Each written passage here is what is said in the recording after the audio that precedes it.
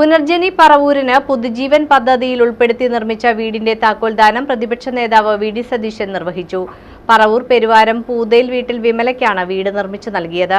പുനർജനി പറവൂരിന് പുതുജീവൻ പദ്ധതി പ്രകാരം നിർമ്മിച്ചു നൽകിയ വീടിന്റെ താക്കോൽദാനം പ്രതിപക്ഷ നേതാവ് അഡ്വക്കേറ്റ് വി.ഡി. സതീശൻ നിർവഹിച്ചു. നമ്മൾ പുനർജനി പദ്ധതിയിൽ ഒരു വീട് കൂടി നമ്മുടെ പെരുവാരത്ത് താക്കോൽ കൊടുത്തിരിക്കുകയാണ്.